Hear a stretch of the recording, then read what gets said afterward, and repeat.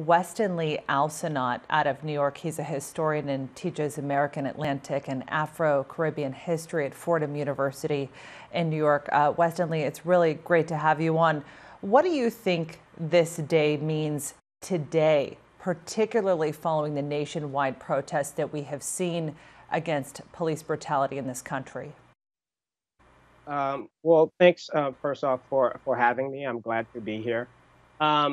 Yes, today is actually, for me, for the nation, for us all, is a very important day.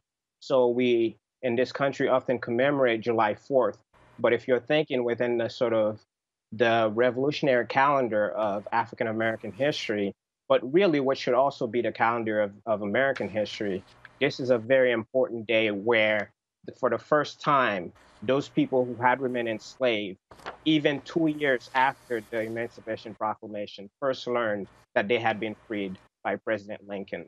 So it was the first time that really the lash of the slaveholder was no longer sanctioned by American government, and the African American population was free after this country initially was formed in 1776, and after the long arrival from 1619 to that time in 1865. So not only is it a remarkable day for this period that we're in right now, as we're going through so many reflections with regards to the George Floyd killing and the rebellion that is following afterwards in terms of people protesting and wanting change and wanting transformative change.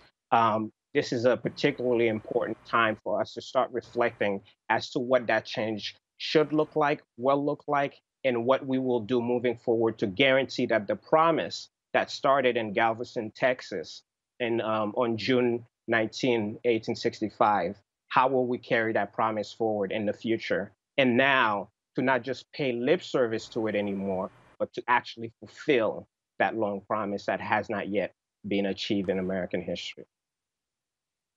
And Westenley, I want to ask you about what real reform looks like in this country in just a moment. But first, I want to get your take on an op-ed that ran in the Wall Street Journal titled "Tulsa is the right place for a post-Juneteenth Trump rally." It goes on to say that the controversy of the president holding a rally there on the same day was manufactured by the media. He said the critics' answer was that the Tulsa Race Massacre of 1921, in which scores of African Americans were murdered, what did that massacre have to do with the scheduled Trump rally? Nothing, other than it was in the same city. The president's detractors needed an excuse to associate him with racism, and that was the quickest one they could find. What's your take on the fact that the president is having his first rally there since the pandemic kicked off in Tulsa, Oklahoma, that has such a history there with the African American community? Well, thank you for that question. It's a very important question with regards to sort of the context of the history. Let me respond very specifically to that op-ed and say it is actually absolutely the wrong time and the wrong day to have that kind of rally. I personally believe the rally itself reflects what was true then and during that riot when it happened in 1921. First off, let's not call it a riot. It was a massacre. And that massacre was not only carried out by white vigilante justice in terms of white mobs attacking the promise and progress of the African American community, it was also helped and aided by local officials. State officials did not do much to actually stem the flood of violence that was coming into the community. Properties were destroyed. Ironically, one of the promises that came out of the proclamation in terms of the order that day on June 19th in 1865 said absolute equality were being promised to African Americans and delivered to them. And within that was the safety and guarantee of their property rights. But on that massacre, on that day, what Tulsa lost was a community that was thriving economically. People owned their own property. They were self-sufficient. The very promise that America had made to others, but had restricted from Black people, they, as a community, managed to consolidate and create for themselves. And at every moment throughout American history that Black people have been able to do this, create self-sufficiency, sustainable communities that did not depend on the outside world, somehow white mobs and violence find a way to destroy the community.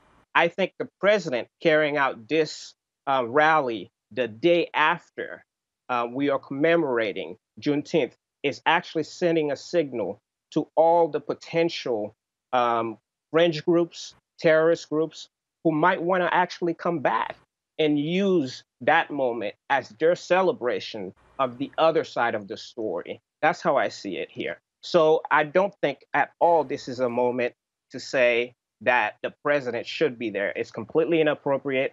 It's a dog whistling effort to actually revive racial animus towards the Black community. And of course, it comes at a particular time in which Black people are standing up and saying enough is enough, and that they want not reform, but structural change, revolutionary, transformative change that takes into account their full humanity, their full freedom, and the full guarantee of not just the Emancipation Proclamation, but all the legislative achievements that were made during the Reconstruction period, in terms of the 13th, 14th, and 15th Amendment, as well as the legislative Westenley, I amendments. just want to get to one more question before we have to go. I really want to get your take on this before we have to turn to some other news, which is, you know, you've mentioned the protests. We have continued to see demonstrations across the United States. It's been remarkable. And to also see the diversity in these protests. I remember covering Black Lives Matter back in 2016. These have been consistent, continuous calls for change. And I don't think that they're going to die down anytime soon until there is some resolution. The question is, what does real reform look like? So I think, first off, yes, it has been remarkable, the multiracial character of many of these protests. And I, for one, am calling it a rebellion because if you look at it in the long context of American history, not having fulfilled the full freedom and equality and citizenship that Black people deserve means that, in the words of James Baldwin, we are in some ways being ruled and regulated by similar codes that are not that far from what the slave codes were. So in terms of what people are calling for here, it's not just reform. They're calling for change in the transformative sense. So in the context of police brutality, how do we move away from just tinkering with the system in terms of asking for accountability or commission reports, which were created in the last time 5 years ago some of these incidents happened. This time, we are asking that people are asking, how do we reshift the resources? How do we change how we fund the police? Or perhaps, why don't we turn our attention towards economic policies that allow young Black men and women to have opportunities and access to the so-called American dream that they have not had yet an opportunity to have equitable access to. So this time is very different.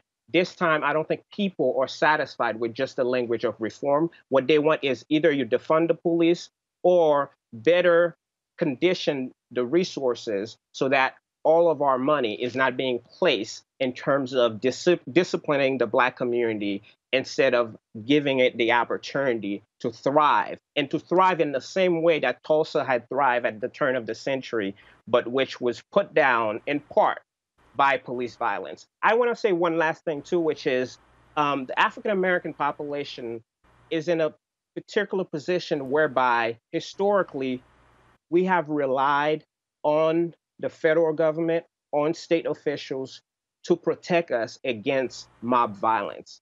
And at the same time, the state itself sometimes sanctions that violence. So what you're seeing here with the president holding that rally in Tulsa, he's actually giving his own sanction in terms of the power of his office to those who might want to hurt the community, to those who want to disrespect as well as dehumanize Black lives. So he's doing that same pattern of using the state at the expense of Black people in order to prop himself up politically. This is something we have seen throughout history, and it's not in any way novel on the president's part. And it is, in fact, indeed racist and must be called for what it is. Westenley Alcenat, we really appreciate you being with us.